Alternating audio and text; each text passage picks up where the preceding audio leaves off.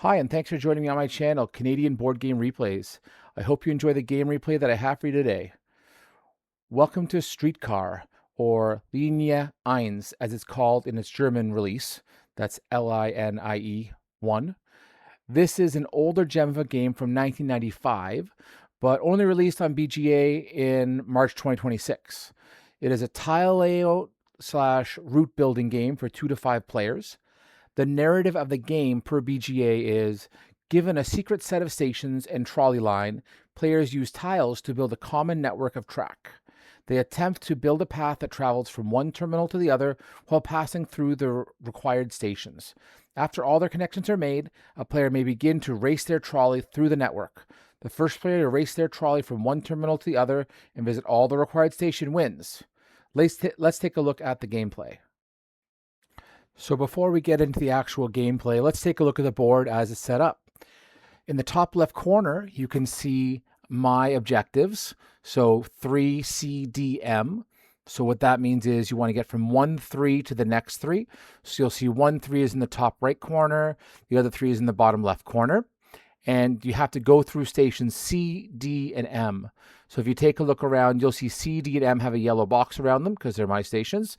So you've got C on the right side, a little more than halfway down, D on the bottom right area, and then M kind of mid-left.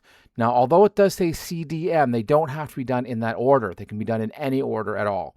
So that's an important factor to consider when you're trying to strategize. Now in the top right corner, you'll see my opponent's route. Now obviously you wouldn't normally see this. This is just here for analysis purpose with a little bit of video editing on my side. So you can they have 5 and 5 and they have DIM. So if you look for DIMs, they won't be boxed obviously, but you can see them here anyways. D is a shared room with me, so it's bottom right. And then I is basically middle to up to top a little bit.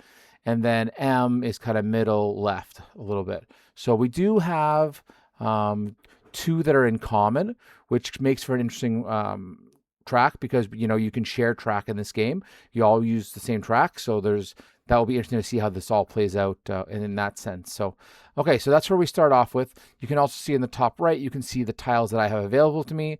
And then further to the right is my opponent's tiles. Again, you wouldn't normally see that. So we all start off with the same tiles. And that's it. So now we can start the gameplay. Okay, so the gameplay starts with me playing in the bottom left. You can see I did 2 pieces down by the number 3. For anyone who's not familiar, every turn of this game, every player gets to place 2 pieces and then pass, and the next player to play 2 pieces. So in hindsight, from a strategy perspective, I'm not sure exactly what I was thinking here. Generally in this game, you don't want to show your beginning and end point so early because it gives the opponents lots of opportunities to block. So in hindsight, this probably wasn't my best move. Again, I'm not sure what my thought was at the time. It doesn't seem like good strategy here. Generally, you want to try and secure your stations first, and then do the terminals kind of near the end to give your opponent as little information as possible. Again, not sure why I did that in this time, but let's continue on. So my opponent does exactly what I was talking about. They start to link or to claim their spot on the station. So interesting thing with how the stations work in this game is whatever the piece next to the station is gets the station. So for example, if you look at the D station is now on that curved piece. If they had built that same piece on the right side, then that's where the D would have gone, and that's where you need to go to get past that station. So it can be helpful sometimes to put the station on a certain side of the station to make it easier for you to get around or to go to your next station or your terminal spot. So that's what they're doing. They're trying to plot their optimal route. Now, like I said, in this case, it's a unique time in the sense that 2 of our 3 stations are the same, and you don't run into that too often. But in this case, we have. So we'll see how that turns out. Let's keep the game moving. So I'm just going to let it roll here. Everyone's just kind of building up routes. I do want to point out here this green spot that just got placed. The green tiles are special in the sense that they cannot be replaced. They're permanent. So the other tiles can be replaced by putting other tiles on top of them. The only caveat there is that The new piece needs to maintain the directionality of the original track.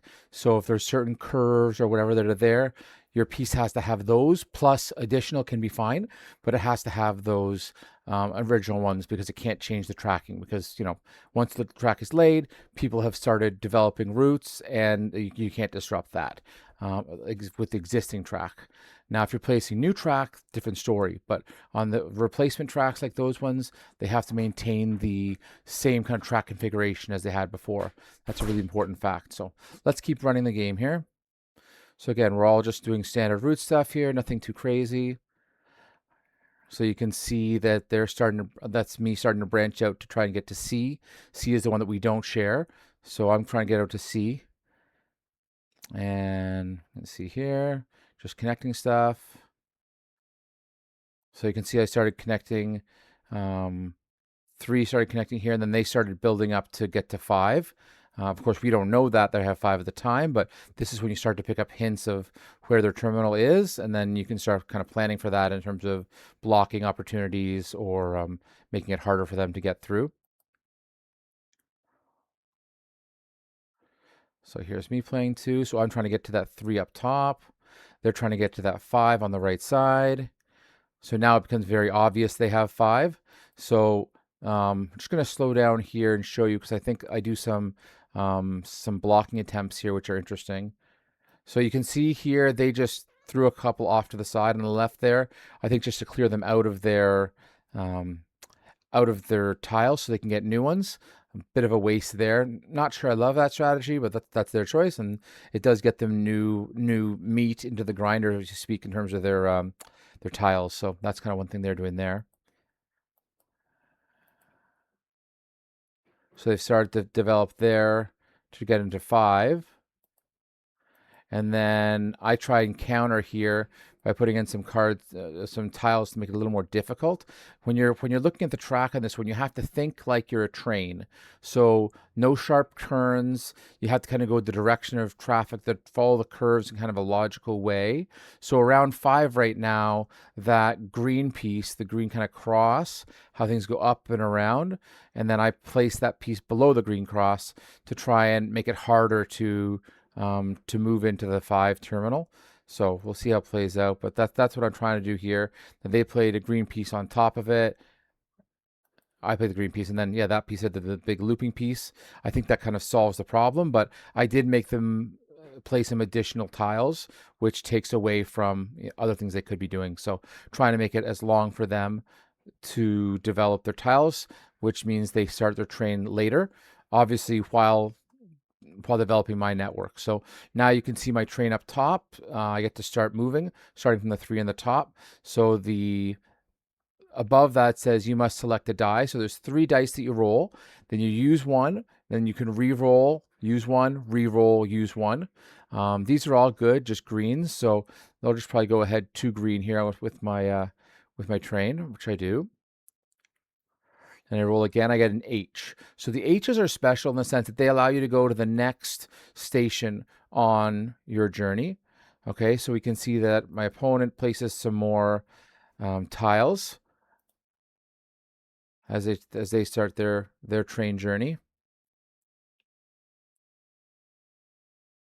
Okay, I'm going again. So I've got a pretty good head start here. Now they're starting their journey. I will say that at this stage, BGA does some weird stuff with the replays in terms of how these cars are moving. They are not really moving like that in real life. It is very strange how they are moving, especially the purple tram. It got pulled back for some reason, but now when they go, you're going to see it jump forward right there. That's just making up for the fact that it was pulled back for no particular reason. So they've got a bit of a lead now. So they're coming down. Yep, here we go. And you can see, I'm just going to stop here for a sec. You can see in mine, the M and the C are circled in the top left. And then on the right panel, you can see the I, M, D are circled for them. So when they're circled, that means that you've reached that station. So really, they're just racing to get to 5. And then I need to do D still, which is, yeah, not too far away. So let's let it keep running. So here I'm approaching D. Here they go. And this game ends up being a really tight game right down to the finish. So let's see how it plays out. So they keep going. Now I'm going. So I'm trying to get to 3. They're trying to get to 5. They're kind of hidden here a little bit, but you'll see them pop up here when they start moving. So they're going down. Now they're going into 3. They stop there. They go forward.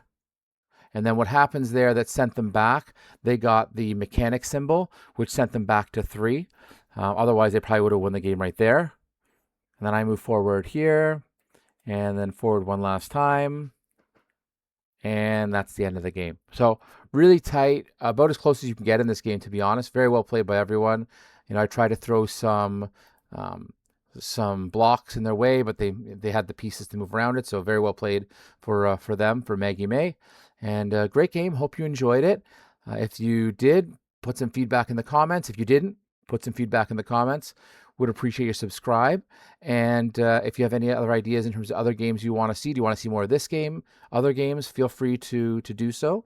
And yeah, I'll see you on the next video.